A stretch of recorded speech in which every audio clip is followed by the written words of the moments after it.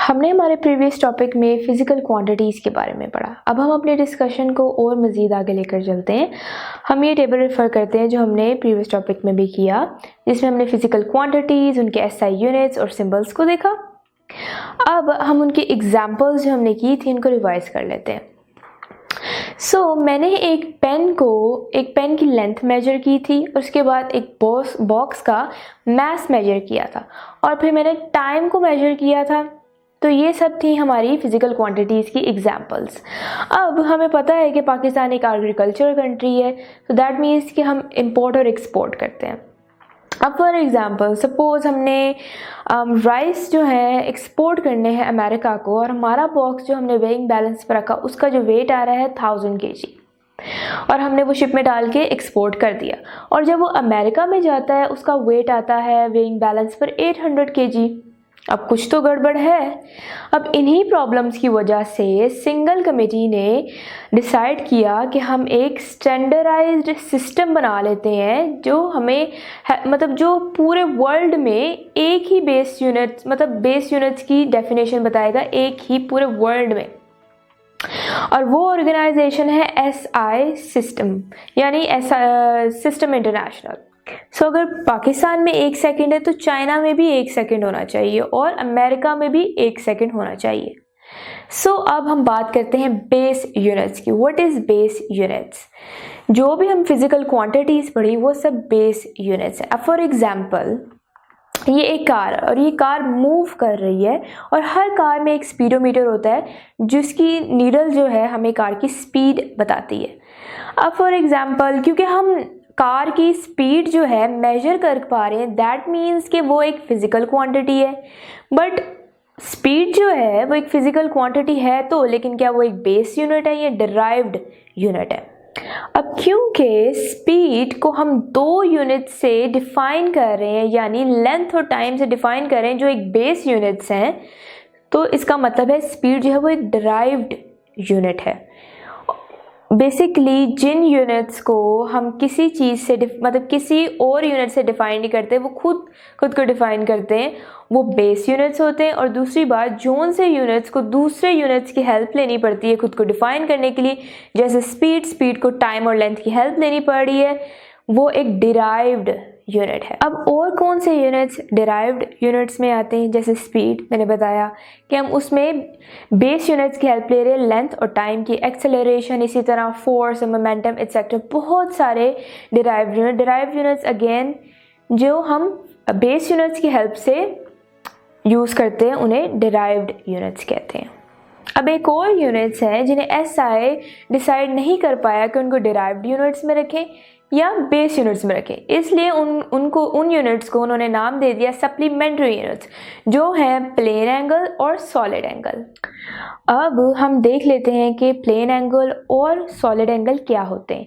अब जैसे for example ये एक आपकी बुक के अंदर से डायग्राम दी गई है प्लेन एंगल की, जो सर्कल के अंदर अगर एक लाइन होगी तो उसे हम रेडियस कहेंगे, और उस 2 लाइन के दरमियान में जो एंगल होगा वो प्लेन एंगल होगा, और प्लेन एंगल का जो यूनिट है वो है रेडियन। और अब जो नेक्स्ट एग्जांपल है, अगर किसी स्फीयर के अंदर एक एंगल होगा तो उसे हम सॉलिड एंगल कहेंगे, और उसका यूनिट जो होगा वो होगा स्टीरेडियन। अब हम अपने डिस्कशन को समराइज कर लेते हैं। हमने बेस यूनिट्स के बारे में पढ़ा, डिराइव्ड यूनिट्स के बारे में पढ़ा और सप्लीमेंट्री यूनिट्स के बारे में पढ़ा। आई होप कि ये कॉन्सेप्ट्स आपको क्लियर हो गए होंगे। अब साइंस में कभी हमें बहुत बड़े फिगर्स के साथ डील करना पड़ता है और कभी बहुत छोटे, और इसीलिए उनके लिए हम पावर ऑफ 10 यूज़ करते हैं। अब फॉर एग्जांपल मैं माउंट एवरेस्ट का अगर मैस काउंट करना चाहूँ तो मैं 1000 लिखते लिखते थक जाऊंगी। उसके लिए साइंटिस्ट क्या करते हैं, उन्होंने हमें प्रीफिक्सेस दिए हैं ताकि हम बड़ी वैल्यूज़ को छोटा करके लिख सकें। जैसे माउंट एवरेस्ट का जो मैस है 1000 से आगे कितने ज़्यादा ज़ीरो हैं, और एक्सा का मतलब होता है 18 ज़ीरोज़, तो हमने क्या किया है 1000 लिख के आगे एक्सा लिख दिए। तो इसका मतलब यही हुआ कि पूरा मैस, ये पूरा आंसर यही है, बट उसके आगे हमने प्रीफिक्स लगा दिया। तो साइंटिफिक नोटेशन में हम ये प्रीफिक्सेस यूज़ करते हैं।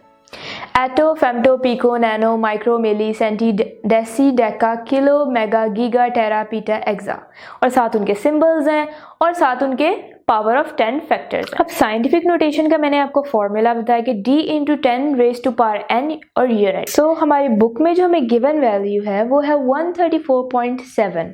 अब क्योंकि साइंटिफिक नोटेशन में रूल है कि डेसिमल से पहले सिर्फ एक डिजिट होना चाहिए, तो अब हम क्या करेंगे, हमारे डेसिमल को जंप करवाएंगे लेफ्ट साइड पर, और कितनी प्लेसेस, 1 और 2।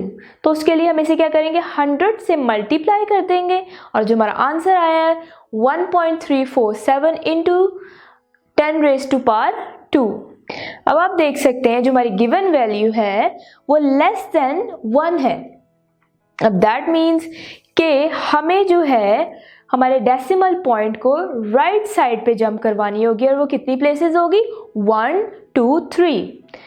तो अब हम क्या करेंगे, इसको डिवाइड करेंगे 1000 से, और हमारा आंसर क्या आएगा, 2.3 इंटू 10 रेज टू पावर -3, क्योंकि 1000 में 3 जीरोज होते हैं। सो अब हम एक टेबल देखते हैं जिसमें डिफरेंट फिजिकल क्वांटिटीज लिखी हैं, उनके यूनिट्स, सिंबल्स, और उनको इन टर्म ऑफ बेस यूनिट्स हम कैसे लिखेंगे। पहला फिजिकल क्वांटिटी जो है वो है फोर्स, और उसका यूनिट जो है न्यूटन, और सिंबल जो है वो है एन, और इन टर्म ऑफ बेस यूनिट्स हम इन्हें कैसे लिखेंगे, किलोग्राम मीटर पर सेकेंड स्क्वायर। और अब नेक्स्ट देख लेते हैं वर्क, जिसका यूनिट जो है जाउल और सिंबल है जे। इसको in term of base units हम कैसे लिखेंगे, newton metre is equals to kilogram metre square per second square. So इनके बारे में हम फर्दर नेक्स्ट चैप्टर में पढ़ेंगे, और इनकी बाकी एग्जांपल्स भी आप देख सकते हैं। अब अगर मैं आपको इनके लिखने की कन्वेंशन बताऊं सिंबल्स और यूनिट्स की, तो ये होगी, जो भी हमारे यूनिट्स हमें साइंटिस्ट के नेम पर दिए गए होते हैं, जब हम उन्हें पूरा लिखते हैं तो स्मॉल लेटर्स में लिखते हैं, कैपिटल लेटर्स में नहीं लिखते। और इसी तरह जब हमें सिंबल्स जो हैं वो साइंटिस्ट के नेम पर दिए होते हैं, वो हम हमेशा कैपिटल लेटर में लिखते हैं, स्मॉल लेटर में नहीं लिखते। जैसे न्यूटन जो हमारा सिंबल है, हमने इसको कैपिटल लेटर में लिखा है और उसे स्मॉल लेटर में नहीं लिख सकते।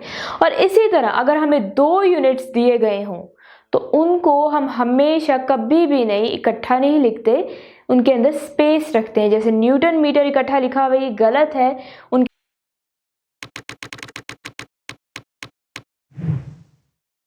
अगर आप ये लेक्चर कंप्लीट देखना चाहते हैं और उसके साथ साथ हजारों MCQs और उनकी एक्सप्लेनेशंस चाहते हैं, तो अभी कृपया गूगल प्ले स्टोर पे जाइए और डाउनलोड कीजिए ऐप हिप्पो ई-लर्निंग प्रोग्राम।